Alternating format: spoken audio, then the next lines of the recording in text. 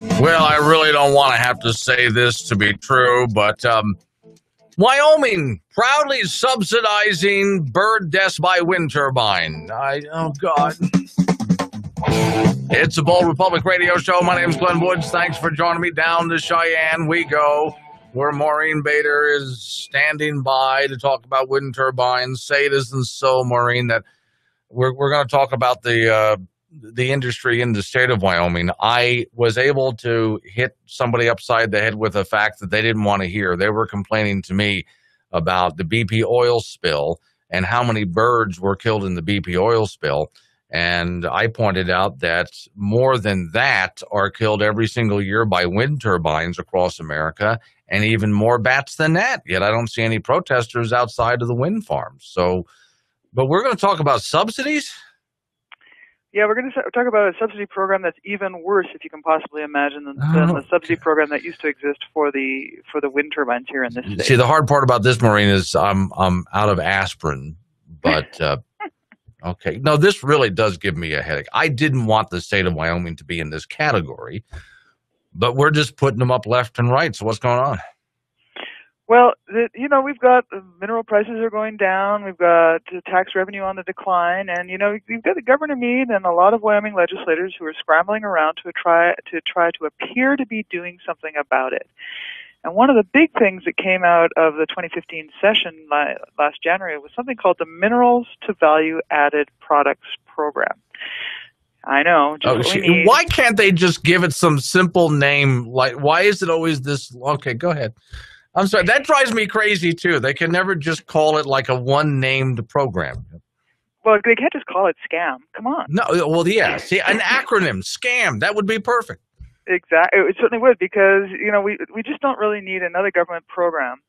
But more importantly with this one is it carries very significant risks to Wyoming families, because it proposes to make the taxpayer here in Wyoming a partner in alternative energy projects that private sector companies are fleeing from as fast as they can. Now, this actually doesn't have to do with wind turbines, because wind turbines are something that's relatively small when we're talking about the energy sector. I mean, I think I can't remember the stats exactly, but it's a minuscule percentage of energy that's generated by wind turbines. But of course, what is really big and what could potentially be even more costly to government are subsidies to the coal and natural gas alternative energy industries. And what we saw just last week in the news down here was a big headline that said, "Facing potential bankruptcy, Escalera Resources pulls out of a planned Wyoming gas to liquid plant." And essentially what that was that this Colorado oil company backed out of a deal to provide fuel, so natural gas, to a proposed $1.8 billion gas to liquid plant in Cheyenne, Wyoming, saying that a decrease in natural gas prices threatened its ability to stay in business. And what you'll see, or what listeners will hear in a minute, is this supplying fuel to alternative energy projects is exactly what the government has set us up into, or to get into, in this Minerals to Value Added Products program. So Escalera Resources announced last year it was in discussions with Wyoming GTL, that's gas to liquid, to supply natural gas to the plant facility, which would turn the gas to diesel fuel. Now, the deal would have given Escalera the right to supply up to 75% of the facility's gas and a 10% ownership stake in the plant. And in a regulatory filing with the U.S. Securities and Exchange Commission, Escalera said the decline in natural gas prices has reduced its cash flow and hindered the firm's borrowing ability. And in fact, their ability to stay in business was uncertain. So the CEO of Escalera said that it needed to pull out of this GTL plant, the gas to liquid plant, and he said the economics have changed significantly.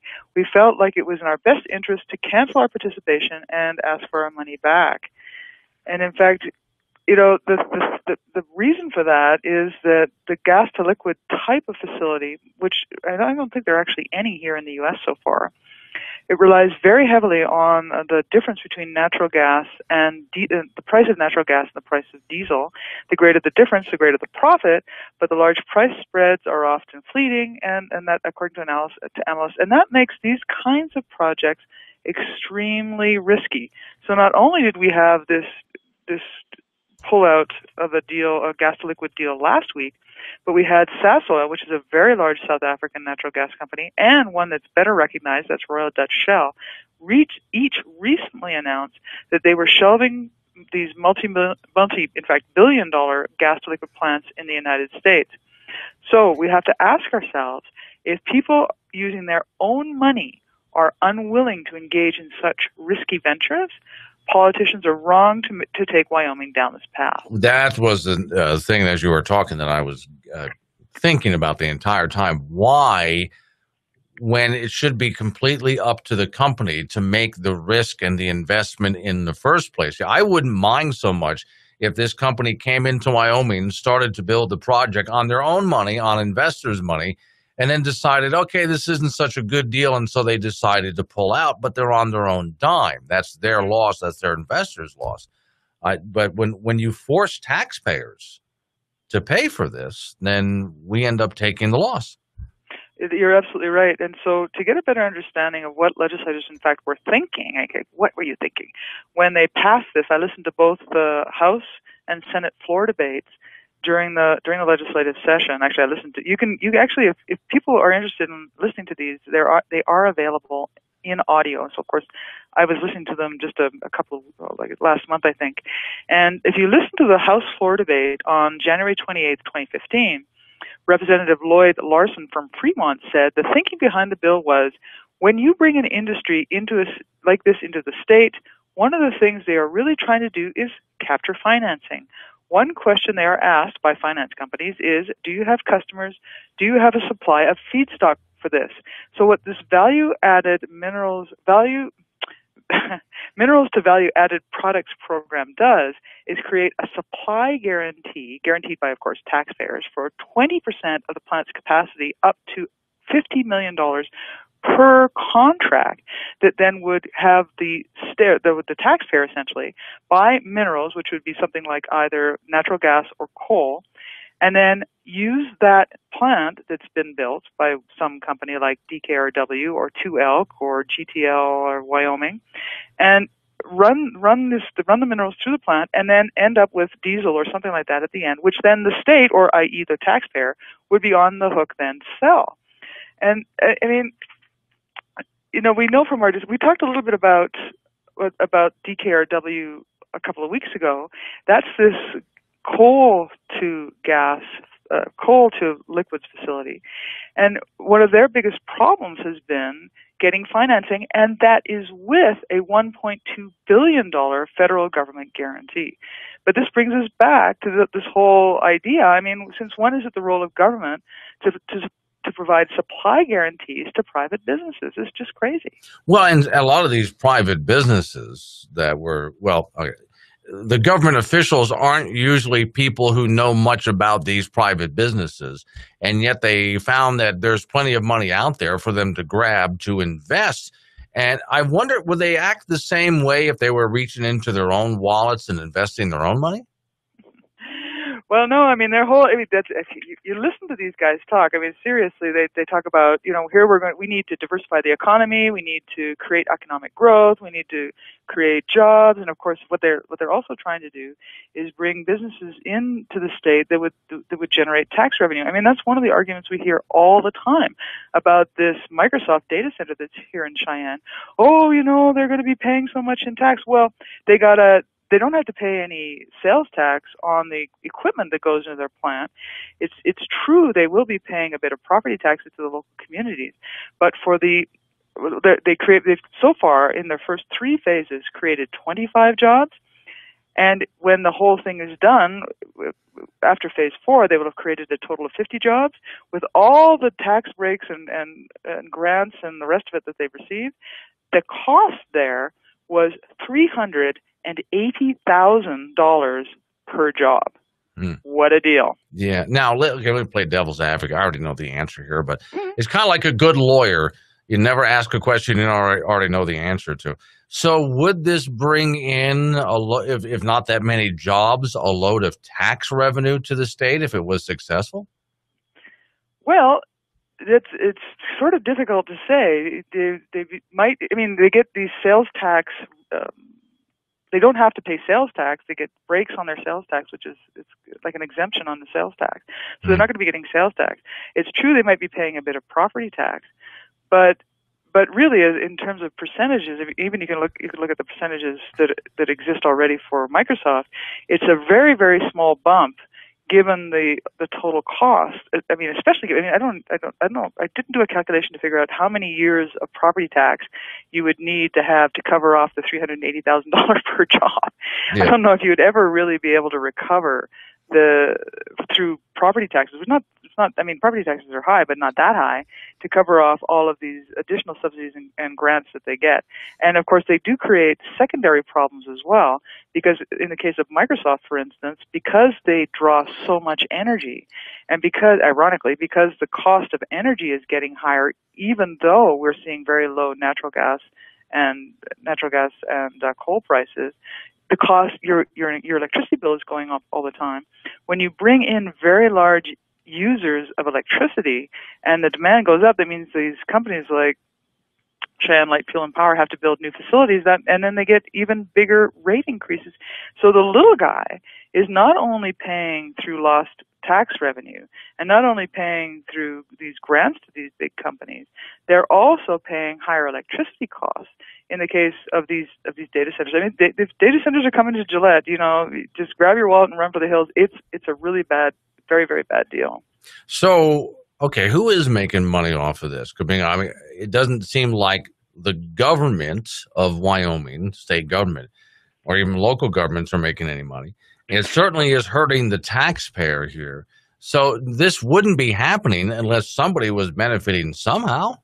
Well, sure. If you look at the case of Solyndra, for example, they had a $535 million federal guarantee. So what that meant is that they could go to the bank, they could get private loans, and when they defaulted on those loans, the government would pay the bank back. But those big executives drew in huge salaries. They didn't have to pay any of that money back. Yeah, somebody's making money, but it's not the government, and it's certainly not the taxpayer. I mean, the taxpayer is the one paying who ends up really funding these great huge salaries. But even if you go back to DKRW, the private sector company that was involved in that wrote off about almost $60 million. I mean, they were losing money as well, because it's kind of ironic. They've got so Arch Coal has got a has got a mine near Medicine Bow, Wyoming. They've got land permitted for mining. That's where the DKRW plant is supposed to go. In fact, there's a cement slab there now, just waiting for a plant that probably will never be built. So they've lost. The Arch Coal has lost money there, and so yeah, somebody's making money, but it wasn't Arch Coal. They took a bit of a haircut there. And the only thing that the state has lost so far is the so-called investment that it's made in roads to access this cement slab. I mean, these are the kinds of things that the government is up to. And I think this is really why people need to start paying a little bit more attention to some of these interim committee meetings that are going on. So we've got some stuff coming up in May in Rawlins with the Mineral Task Force and the Revenue Committee meeting to talk about some of these things. And so if people are paying attention to these things or they want to know more, they can always give us a call here at the Wyoming Liberty Group at 307-632-7020. Take a look at our website, wyliberty.org, and start to get to know a little bit more about what's going on. Start to talk to your legislators a little bit more, because I think as we get more information out, especially about this Minerals to Value Added program, I think we could really start building up a movement to get it repealed, because this is really serious bad news. It is kind of dark, Maureen. It's my little dystopian Wyoming future, if you will. Sometime in the future, we're going to see fields of broken wind turbines and other such gasification facilities, slabs of cement at the end of gravel roads that have been overgrown here and there. And the whole reason that this is going to happen is because the people who invested the money were not people who were pulling the money out of their own pocket. They were people who were pulling money by force out of other people's pockets. And so they weren't really looking closely into whether the projects were going to be successful or not. It's dark, but I think it's the way we're headed. Yeah, you've got a really good point. You've got people who've got different incentives. The incentive is not to create an industry that's going to generate a return that's going to create wealth and lower costs for citizens and that sort of thing. You know, the other irony, of course, is that during the entire Senate and House debate on this bill, there was not one state Democrat who stood up and said, hey, you know, we've got government money funding private business. Because one of the reasons for that might be, and I'm just saying that there might be some personal gain going on there. For instance, Mary Throne, who's a Democrat from Laramie, actually just not too far from where I used to live, she didn't declare a conflict on this particular bill, this HB 53, the Minerals to Value Added Products Program, but she is the lawyer for DKRW, for the coal to liquid plant. Right.